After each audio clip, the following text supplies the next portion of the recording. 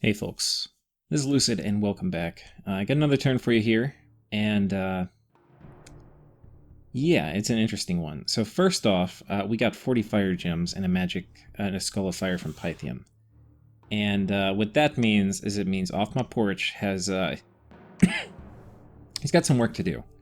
What we are going to do with Off My Porch is we are going to cast Eternal Pyre. And that will be that. Now, I have to be careful about him getting feeble-minded and stuff. He does have Twiceborn, but you know how that works. Fortunately, we got a mage here. Unfortunately, it is not of the variety that I that I particularly want. Right now, I am looking for a nature water random. So anyway, I also need to get a Thistle Mace, because probably my first Nature Water Random is not going to be a Nature 2 Water Random. I would be very lucky. But I think it's like almost a 50% chance I get a Nature Water Random. So anyway, we'll keep rolling those dice, but I do need to go out and actively try to trade for a Thistle Mace. I of course can forge them myself, but I'm not the right construction level yet. I'll be that in probably like 5 or 6 turns. Here you can see we got an Earth Random Bat, by the way. Coming down, this actually is a very interesting turn, folks, so buckle in. We have a battle in Aeoli, and this is us attacking the remnants of his Phlegra's kind of priest and mage force. Banishment's coming down. Here you can see the difference. I just want to... It's so important. That's why the sparse line's good. You can see, by the way, there's a few things to note. I have over 70 guys in the sparse line here. And what that means is you can see the middle is actually packed. It's not sparse. It's only the sides that are sparse. But I want you to, as this plays, I want you to imagine that we were in a box formation. Like, start imagining right now. We've got a big box and they're running in. All of these things that are missing, this would have all been causing just a tremendous amount of damage in a box. Right? And even these things that are hitting, a lot of the beams are missing. And then they get split up a little more. Formation is just one of the most important things with ghosts. And it's not complicated, really it's just sparse line I think is the best. You can do skirmish too, but I think sparse line spreads things out in general more. Because it gets them all the way... The thing with the skirmish is it's really hard to get them all the way out to the edge of the battlefield. An edge of the battlefield, you can see this is just guaranteeing we get this epic flank out here. Which is exactly what we want to do. And they're about to break. And so passes the mighty mage and priest core of Phlegra. Now the AI obviously didn't do a great job, since it chose, oddly enough, to split up the mages and the army. But what can you do?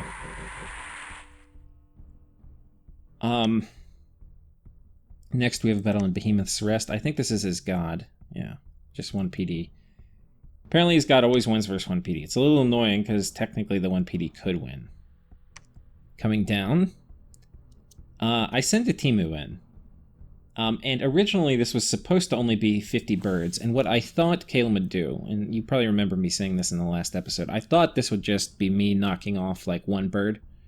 I thought he would pull this army off and go send it elsewhere, but instead I think what Calum recognized is that Agartha's troops are pretty out of position attacking Bogarus, and he didn't really have much that could throw this army off. There was a small army nearby of just like 60 footmen. But that army of 60 footmen would have gotten murdered by this, even though the army of 60 footmen would have killed the force he had there. So I think Calum's thinking at the time was, hey, let's reinforce that position on top of the fort with enough that will kill the 60 footmen, and then Agartha's really going to be up shit creek. Little did he know that being a steadfast ally to me comes with some benefits, and those benefits certainly do include me kicking neighbors off your forts, as Ettimu is about to try. The move he didn't think. Calum counters Lemuria, right? So Why would Lemuria ever stick his neck out when he's already in 3 other wars? Kind of. To fuck with Kalem, somebody who counters him. Wouldn't he just sit quietly in the corner? No, no, no. Ettimu needs to get his heroic trait. Right, we're not going to have Ettimu spawn and not get his heroic trait. Now,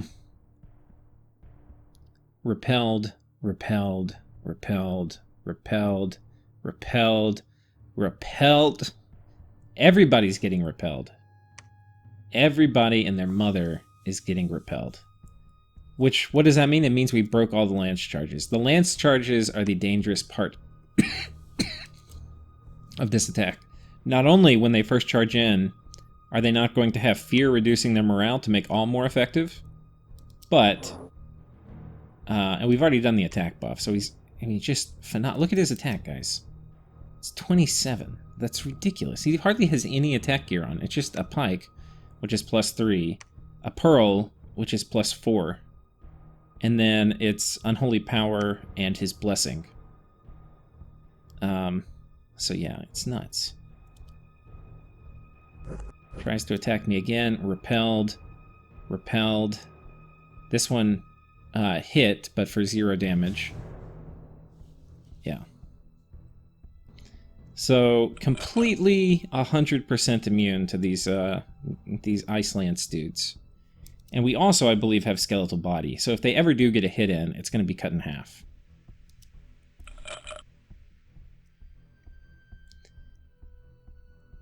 I'll put this on high speed now. Every turn, Ettimu kills one, because he's got a bajillion attack. Sometimes he kills 2, because he's also got a hoof. Okay, the first squad just routed. I don't know if you saw that. That was the Fear Aura going into effect. Now we've got the real thirsty boys, the Stormguard. And they have better lances. These, or is it a strength bonus? Yeah. Some of these guys got Gift of Strength.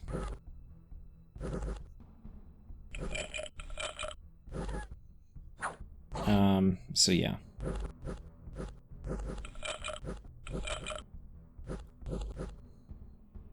Right now, Ettimu is thinking, hey, why did I take that Recuperation Blast? Because I'm not even going to get afflicted with them poking me like this. On the backside, fortunately, his guys are not on Advance and Cast spells, which I think as Kalem is pretty safe a lot of times to put people on Advance and Cast spells. The risk of doing it is that, like, if I had an army sent in, I could have, like, waves, and if his guys went to the back, and my guys are in attack rear, my guys could skip forward and just go attack his mages, right? And so having them farther back in that case could be a little better. But basically, if you're worried about Lemuria and you have death mages, make sure they're on Advance and Cast spells. That's kind of the main thing. Now, he didn't think he was fighting me. He thought he was fighting Agartha. There's no reason to do that for Agartha. And I had asked Agartha how his mages were scripted. Now, previously, I wasn't expecting to fight mages here because there were no mages in the original party that raided Agartha. The mages are all part of the reinforcement, but he told me that the mages on his other fort, the main fort that Kalem's trying to take, this is not the main one, those forces had mages that were on cast spells, not advancing cast spells. And honestly, that one scripting thing is the difference between him winning this battle, though potentially, by the time they would have done their thing and then gotten in range to dust, I already would have routed a lot of his armies, which would have slowed down the siege of Agartha, and it would have made some of them die in a retreat. So all of that kind of would have been worth it, even with advancing cast spells, and Ettimu would just respawn. Now, unfortunately, the battle is timing out for me, and that means Ettimu gets the rout. But all of their guys have already routed from a morale check. The only person left here is this guy, who is a Raptorian warrior.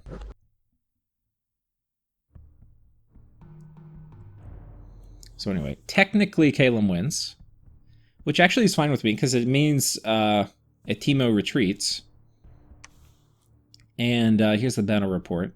He retreats, and he actually, because he has spawn monsters, he spawns me 3 shades in the province he retreats into. Excuse my cough, guys. So that was this battle. Here we see Arco just madly trying to catch this Gath army. He just cannot predict where this Gath army is going to go. This Gath army has been running around, dodging him like crazy. He's been dodging the Arco army more than about anything I know. And so now it's on top of this fort. He's just walking this army around, dodging stuff. Now, on one hand, this is good for me, because it means this war is going slow. This is a slow war. It's not like stomp through, take infrastructure. On the other hand, I kind of want them to kill each other off, like expend troops, so I don't have to worry about them attacking me. But, I mean, really, this is their war. I'm not really involved in this at all. I'm friendly with Arco. I don't really have plans to attack him. If he gets super low, I'll probably Vulture, but that's about it. And I definitely, like, once this war is over, whoever wins is going to attack me. So I'm kind of fine just it taking however long it takes. There was that, and then we have the most important battle. So Atlantis attacks me. And he's attacking me right here, where I predicted he would. This is the fort I was going to take. I had made an agreement with Atlantis that he gets a fort up there. And he said that was all he wanted. So I was like, okay. I didn't ask him for a nap at the time, because I knew he probably wasn't going to give it to me. And this game, we are kind of adopting the rule that if I ask you for a nap and you refuse, then I fucking attack you. And I didn't really feel like attacking Atlantis yet, so I didn't ask him for a nap. Which is really funny when you think about it. So on Atlantis' side, what do we have? We have a big long line of these guys, the Ice Guards. And I love these troops. These are such good troops. Now, mixed in with them are some of the Sword Boys. But the Ice Guard are going to be good. The Sword Boys potentially get repelled. They have pretty good defense. And I actually don't know what the defense check goes against for repel. Is it the like the raw defense or the parry defense? I don't know. We might be able to check this battle. I'm not sure if the reports are detailed enough we can see. But he's got two commanders. This one, who's twice-born. So if he dies, he'll be back. And this one who's also twice-born. So he's got some twice-born dudes that are out leading the party, which is pretty smart. These air ones, you definitely want a twice-born, because these are your best ones. They're going to be doing Wind of Death and Rigor Mortis. Not Rigor Mortis. Wailing Winds and stuff. Super important to keep the air ones. So the water ones are a little more meh, but whatever. On my side, we have a much bigger army, but lower quality troops. But I have brought this Lemur Centurion, who's got extraordinary agility, so he's got just phenomenal stats. He's going to delete one guy per turn. Over here, we've got Pendragon, who's going to give a big attack bonus, which is going to help a lot with us scoring hits versus these guys. And then we've also got Archcronix, who is basically super combatant tier, except we have to worry about dust to dust and stuff. And then we also have Sertoma. And Sertoma, his exploits are well known. Sertoma's probably been my MVP of consoles so far. But basically we've got two thugs, super combatants, kind of, and then we've got two casters who are going to be spamming apostasy, hopefully. But this is going to be a fight. I've also, because I knew this was probably going to come, even though I'm not at war, I definitely prepared for it, because they were in sailing range, they just popped the fort, so the army had nothing to do. Everybody's talking about attacking me. Atlantis has been itching to attack me all game, and so I definitely expected this. Now, what I did, if you remember, before I had scripted my armies to almost all attack rear. Well, here what I did is I scripted this first line to attack rear. All the other lines behind it are basically on a fire command. And these guys have pretty good protection, so the javelins aren't going to be great, but they're going to be okay. Like, if we look at the javelin, 12 damage, some of these are going to get through and hurt. And then if it hits these guys with only 12 protection, it's going to do pretty well. So yeah. And their head protection is a little weaker than their top protection. So if the javelins hit them in the head, it can kill them still with reason, a fair amount. And then we've got a lot of fear. Like, all these banners are fear. So yeah, and then these guys are all causing fear. So yeah, we've got a lot of fear going on. So let's let the battle play out. Who do you think is going to win?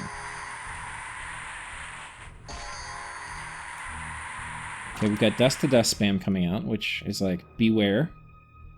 Here are my thugs that are closing in, right here. I thought they would be more forward positioned, because I scripted them like one spell or hold and then attack. But it doesn't seem to be like that. Now, all my guys have Unholy Protection, and a lot of them have an MR buff. So like this guy, you can see he's attack 15 and he's MR 17. But there's not a ton of banishment. It's mostly the other stuff. So the first line closes in, the second line is going to engulf. And importantly here, on these flanks, we got a pretty good surround. So like, we'll just look at this for a second. These guys are kind of, on these flanks, are really taking a beating. Even though they have better troops, just the positioning of them isn't great. But you can see they just mulch my front line. But these second lines are throwing javelins, and those javelins, you can see they're doing damage. And then meanwhile, we've got Uatha up here, and if you watch Uatha, and we'll watch him, every time he's swinging, somebody's going to just pop. Okay, well, he didn't actually kill that guy. That's a little depressing. But he did bleed him, so that guy's going to die.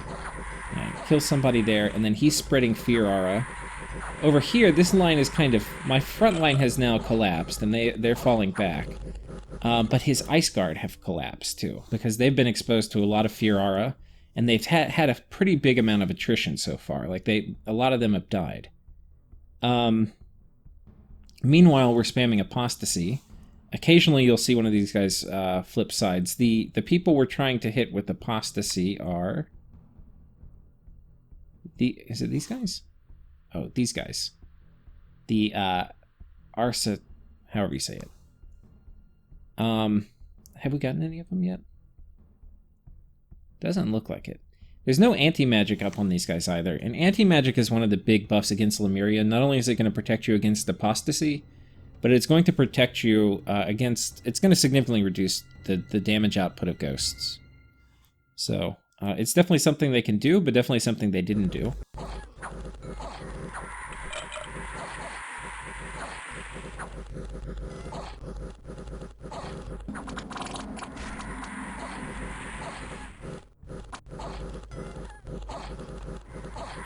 Now, meanwhile, most of my ghosts are running, but my immortals are still here, and this final line, which has run up, they have not routed.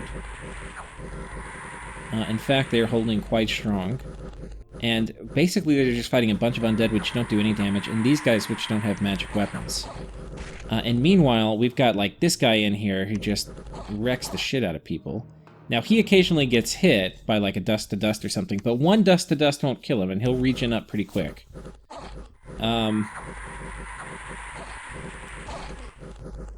Apostasy continuing to get spammed out. I'm not sure who we're targeting with Apostasy. Maybe the next time it gets cast, we'll see.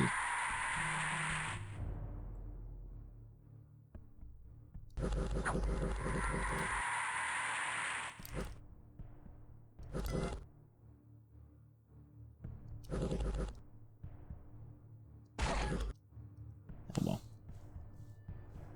Ideally, we get one of these. I would love to get one of these guys. It negates the Twiceborn, or like he's not going to get him back, so I mean it'll dodge it kind of. And it gives me one of these mages. I would love one of those mages.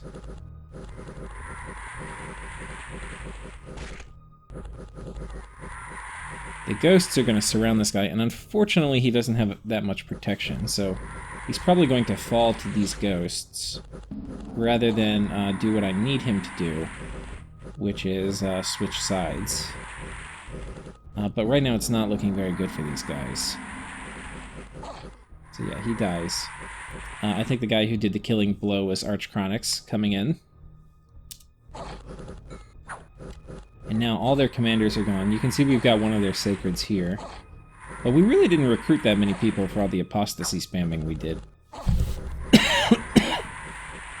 Apostasy spamming a little bit is something you kind of want in critical mass, like 7 or 8 guys doing it. 2 or 3 is not really that much. The thing is, you need to recruit people at some kind of critical speed, where you're recruiting them faster than the enemy army is killing them off. Because a lot of times you recruit somebody, they're in a really bad position, they tend to just die. But if you recruit a lot of them quickly, they can't kill them off as quickly as you recruit them, And then you start recruiting buddies who are next to each other, and then they kill off their neighbors rather than them getting killed off. So, we've probably converted more than one. I don't know how many we converted over the course of the battle, but we only get to keep one. So anyway, there we go. Lemuria, hard countered by Atlantis, eh? Well, if he brought anti-magic, I definitely would have lost. But otherwise, it was a close fight. But he brought a huge army, and I mean, comparatively, he brought way more than I did. Like, if you just look at like percent of resources, or even like at this time in the game, how much it, because I'm above where a normal Lemuria would be. But if I just brought the amount that a normal Lemuria would probably bring to a fight like this, you would probably want to bring like 500 troops. And then this is a pretty big army for Atlantis. And maybe you would want a bit more mage support or something, but yeah, they got riggedy wrecked. Total gold loss, because all these guys died. There's nowhere for them to retreat. These guys, it's about 1,000 gold, but they got twice borned. But, you know, anyway, you got to kill them off sometime, so I'm not sure whether to count that 1,000 gold or not. Everybody else, these guys are 23, these guys are 10, these guys are 16, these guys are 10. So, how much? It's like 600 gold here. Another 600 gold here, so that's 1,200. And then here, it's about another 1,000. So maybe a little more, like 1,200. So it's like 2,400 gold in troops, and then 1,000 gold in mages, so like a 3,000 something gold army. Yeah. Get wrecked. There was also a battle in the fortress of Migton, and so we'll watch that.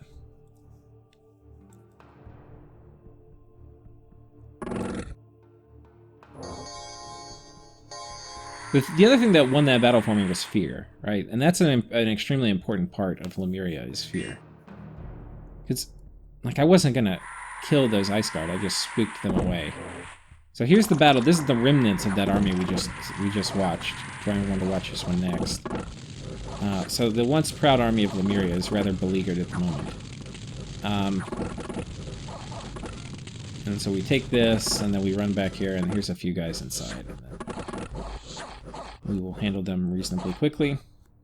And so there's that. Next up, we have a battle in Jan Keep, where we are attacking Bogarusa's fort.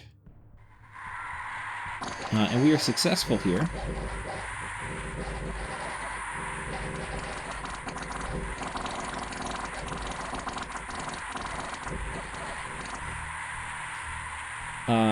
Yep. So what else?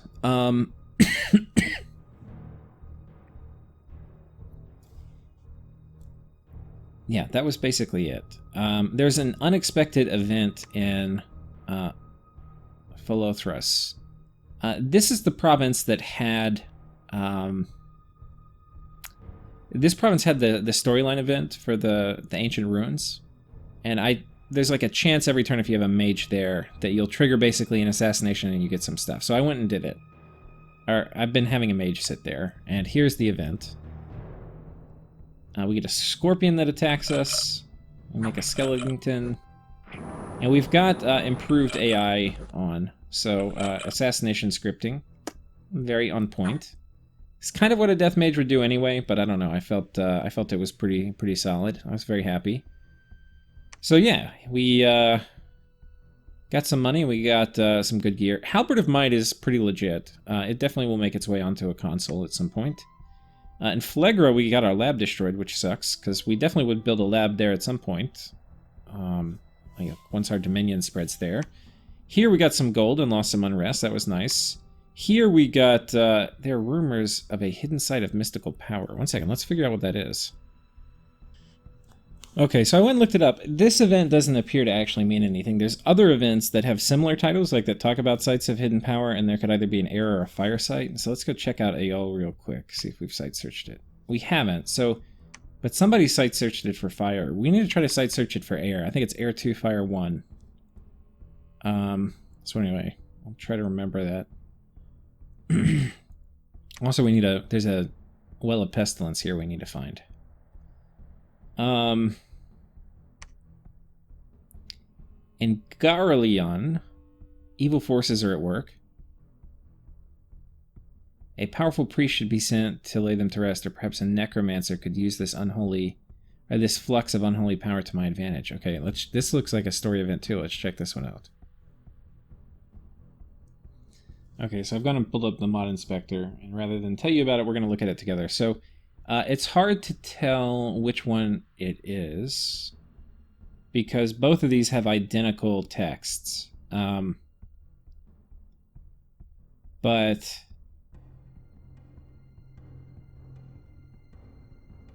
and they both have the same effects.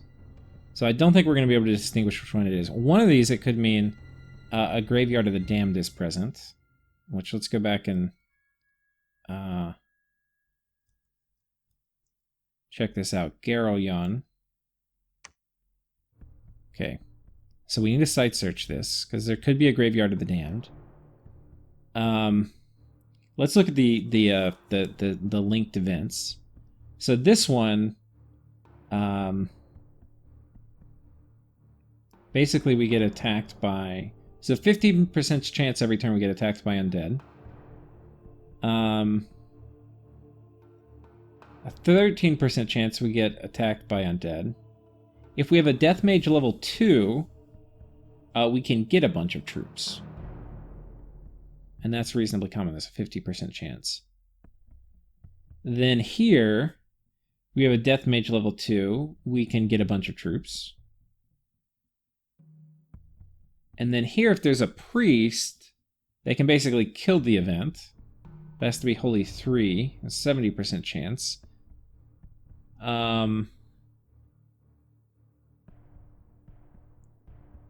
Preaching, I don't remember what the preaching requirement is, but it looks like that banishes it too. Here, a priest. Well, if I send in like a Grand Lemur, they're a priest also, so I don't know which one it's going to trigger for. But that's really the only Death 2 mage we have. So it seems what we need to do is we need to send in a Grand Lemur and site search, which I think we will oblige the game with. Who do we want to send in? I probably want to send in Sakane, because that way we can site search for air, which will be nice. We have two guys here. We have Kermode Bear, the Grand Lemur, and we also have Castronomical. And I'm thinking we send... The thing is, these guys are going to be a better fit for Rigor Mortis and stuff than Waywinkle.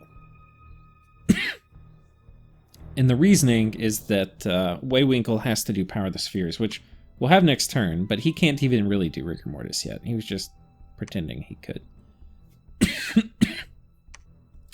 So Sakane is going to go up here. We'll just normal move him. Kermode Bear... I think we'll load him up with some pearls because he may need them. Especially if we do like a kind of long push. And we'll give him... Right now he's just going to do probably Rigor Mortis. And I don't even think... Hard to know what Bogarus is going to do. This army doesn't have mages, so I'm not even really scared of it. So I think we're just going to send in this whole Doom stack over here. And take out all the PD he's invested in here. And any troops that are there. You know, the snake could be present. So, ideally, I don't think Valit can make it. Yeah. Can Scassius make it? No. But this guy can make it. We can send in some snake killers. Perfect. So the snake, this guy, or we'll put it on Sertoma. We'll let Sertoma do the dirty deed. Don't want to have Uvatha here messing up.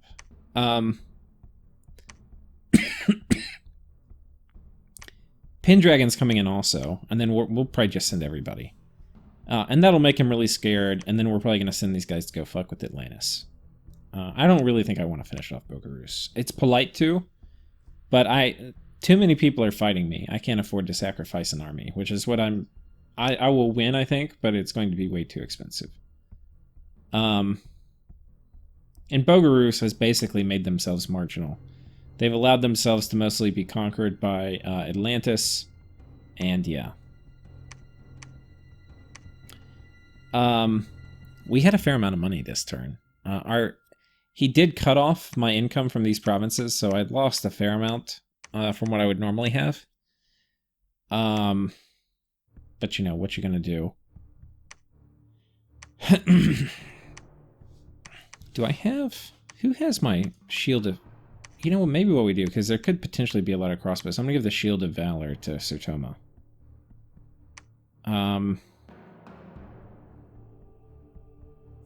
Yeah.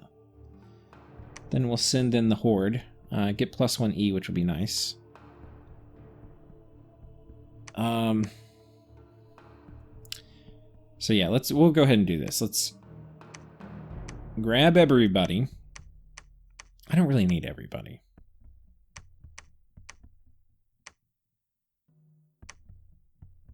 It's kind of a liability bringing too many people. I think we're going to bring this many people. Sertoma, you're at the front. You are just basically going to attack straight away, okay? And then everybody else is going to do the buffing. And you're not going to attack anybody, you're going to attack large enemy monsters. I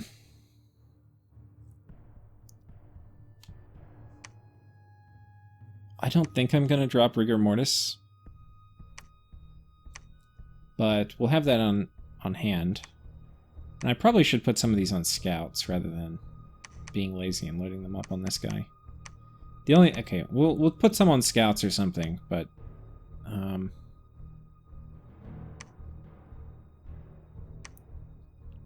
who can actually make it over there? I don't really have any scouts.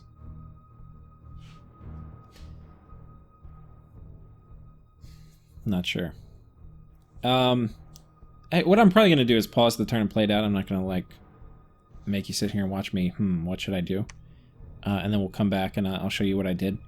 There's a few more things I want to talk about, though, before I do that. One of them is that Pythium actually attacked Atlantis this turn. And apparently they won, but at great cost. But they destroyed an Atlantis army. And I'm not actually sure where that is. I need to go look over here. But Atlantis is basically fucked, because apparently they lost about 200 troops to Pythium, and then they lost about 200 troops to me. And I think that was basically both their major armies. So now they have nothing. And so we're going to take advantage of that. The other thing I'll say, because I was mentioning anti-magic here for this, is it's hard for them to have, like, none of their astromages sail. So actually getting anti-magic on a sailing fight is actually tricky for them. So that's just something. I have to decide whether I want to patrol here or not. There's 110 dudes here with chart makers. They could probably do some annoying things. If I patrol, I would probably need to do a PD dump and then move in forces from this way, which I might do. Protect my crossbow recruitment so I can get a big freaking crossbow army. Let's see what we got here. Oh, nothing particularly good. So okay, I'm gonna go ahead and pause it, and then we'll come back when I'm done. Okay, so I've got the turn done, and yeah, through the magic of pausing, it is done instantly for you. A few things. One is I've decided to upgrade this fort. I'm really strapped on cash right now. I think I'm gonna still send a little money to. Actually, I don't really. I've helped him out enough right now. I want to send him some more money, but I also am really short on money right now. So yeah, the other thing is these two forts had finished, and so we got the temples up, which puts our Dominion strength at 10, and it gives us an extra death gem a month. So we're now at 26 death gems a month, which is quite nice. Some things. I'm moving troops inside this fort, and I'm getting more crossbowmen. But I've moved Arch Chronics on Move Patrol. And I might actually jump the PD up here. Just a tiny bit. Give Arch Chronics some more space. I forward positioned him. He's going to be pretty hard to kill. He's got this armor on, which gives him pretty freaking high protection. Then he's got the dancing shield, and he has a shield. The shield's going to be especially useful for these crossbowmen. So, and then flaming arrows we're not going to care about.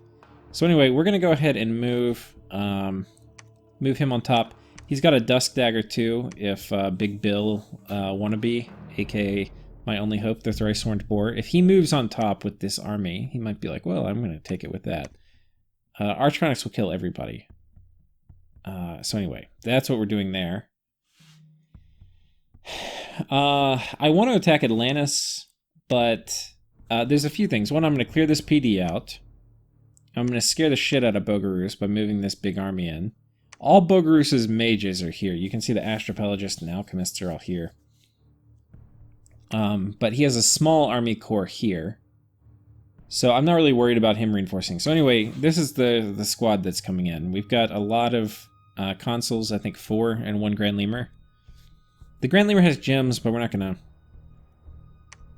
drop Rigor Mortis. It's not worth 4 death gems. Even if he brings these guys, it's gonna be an absolute slaughter. And it's not gonna change how many troops we lose by any significant margin. So we'll just hold on to it. I should look at, and this was the one thing I was talking about doing that I didn't do. I should look at bringing, well, I don't know. I'm not really going to need more death gems for a little bit, because I'm not really, well, if I fight Atlantis, it's worth, I think it's worth it. We should put 8 on here. That way I can get 2 castings, if I, for whatever reason. But he's on conservative gem use. So anyway, he'll come here. There's about 150 units in PD. We'll probably lose 30 ghosts. Maybe if he brings all these guys in, then we'll probably lose 40 or 50 maybe. And then if the Earth Snake comes in, we might lose a bit more. But we've got Sertoma on Earth Snake killing duty, Arch Chronics on Boar killing duty, and we've also got these 2 guys, Valik and Scassius, coming in to deal with the snake. So the snake's actually kind of pinned.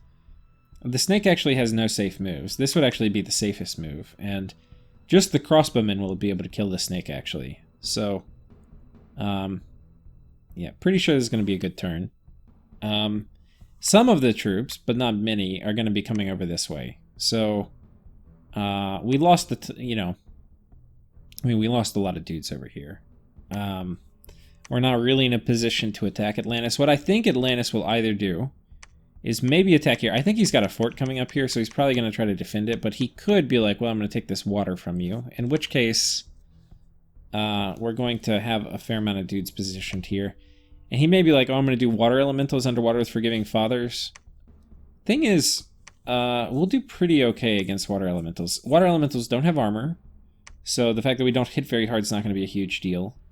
And we're ethereal, so we block a lot of their attacks. So ethereal is going to be better than, most of the stuff, like than protection and stuff against water elementals. We're actually, I think, unless he does some ungodly number, and in which case I'm okay kind of throwing these guys away, we should be okay.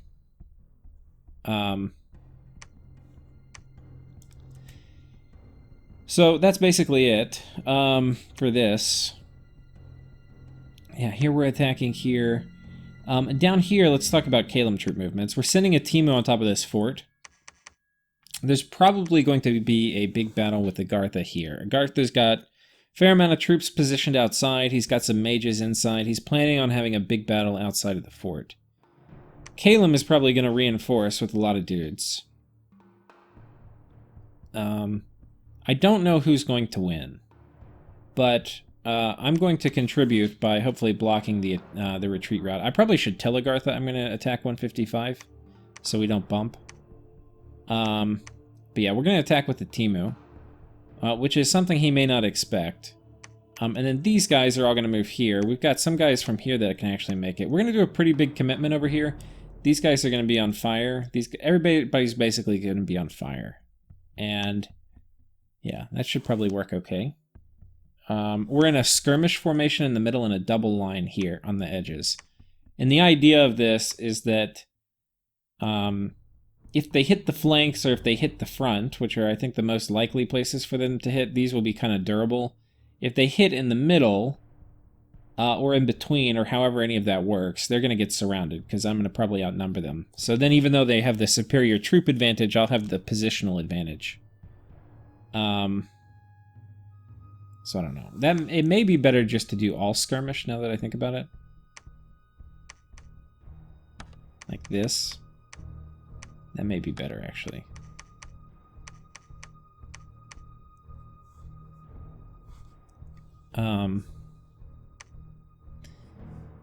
It will be pretty okay against a lot of things, I think.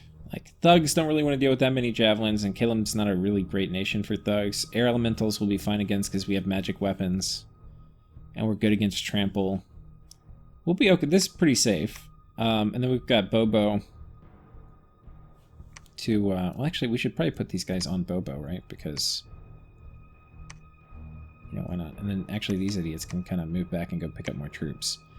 Troop logistics a very important part of the nation, so... I'll have you go here. You can go here. Perfect.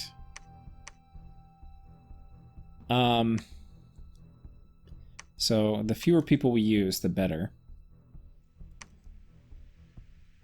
Yeah, this looks good.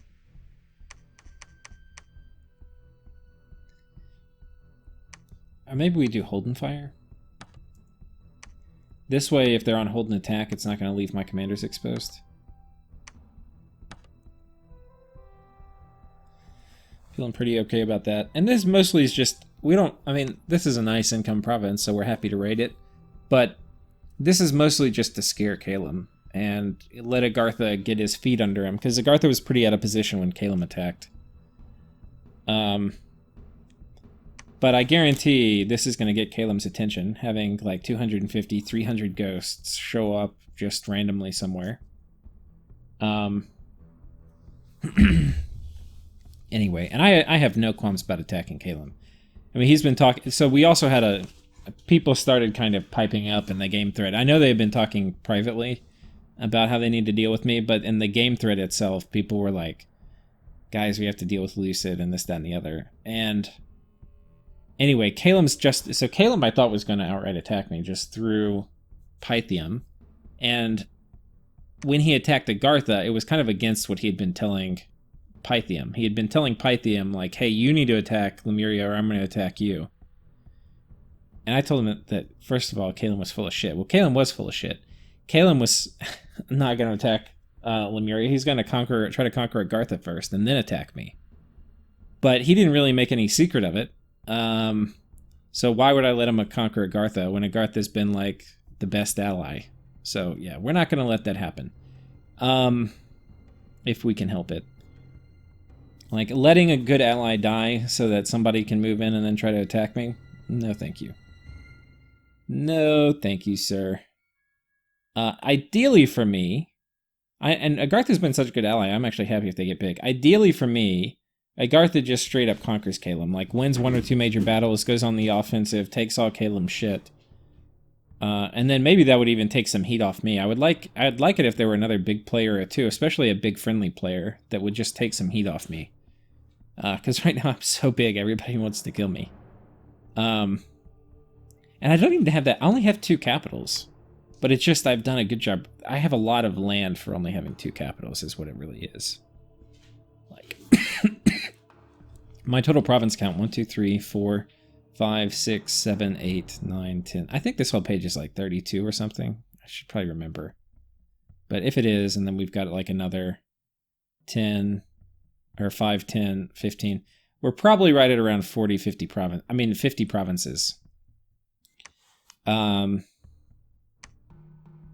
Look at the province graph. Yeah, we're looking mighty fine.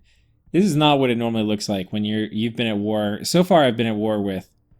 Let's go through the list. Marignan, This is by turn 30. Oh, what is it? Turn 31? Turn 31. Let's go through all the nations I've been at war with. Marignon, Calum now, Bogarus, Atlantis, Phalegra. 5 nations I've been at war with by turn 31. That's pretty intense. And a lot of these I'm still at war with. The only person I'm not at war with is Phalegra, who I've killed.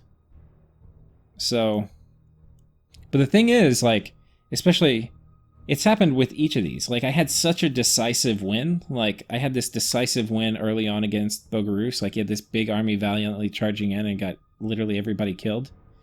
Same exact thing happened with Atlantis. Same exact thing happened with Marignon. And so what that means is that because I've had these decisive wins, even though I'm at war with all these people, like, their armies are killed, they can't be that aggressive because I've killed all their stuff. So they have to kind of, like, regroup and rebuild. Meanwhile, if I want to, I'm trying to finish getting all the infrastructure and get this army. I needed to scare this army away from my infrastructure coming up. So kind of a mix of defending and all of this. I haven't really had the resources to go raid, but now I'm starting to get the resources to go raid again. So we'll be heading out. So that's mostly it for the troop movement. The other thing that I just want to show you is because we had probably the most attrition we've had this turn than we've had any other turn. Like, if you sum it all up, here we lost 30 ghosts. Here we lost 215, so that puts us at 245. Here we lost 11, so we're at 255. Here we lost 5, so we're at 260. So we lost 260 ghosts. Let's see what that did to our score graph. Probably we're at like a fifth of what it normally would be. So if we lost 250 and we're at a fifth, that means we probably are at about 300 ghost production a month now, which is a shit ton. And we'll lose some next turn here, and potentially we could lose some here, but we're at the point where even if I lost all these guys, it wouldn't even be that big of a deal. That's like 1 turn of ghost production. So that's kind of cool. And then finally, research. Enchantment 6 is finished, hence Eternal Pyre is getting cast with 80 gems. And that gives us Rigor Mortis and all the other stuff we need. Now we're running up Conjuration 3. I need to trade Agartha for some water bracelets. And do that ASAP. Agartha said there's 6. A couple water bracelets would make a huge difference, especially versus,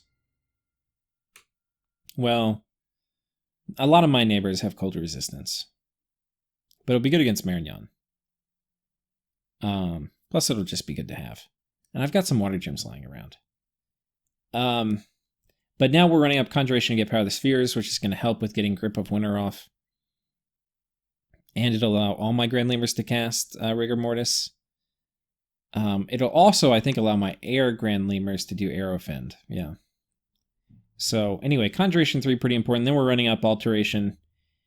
We should get Conjuration 3 this turn, because this is, what, 100, and then the next is 200? Yeah, so we'll get Conjuration 3 this turn. We'll get Alt 2 this turn.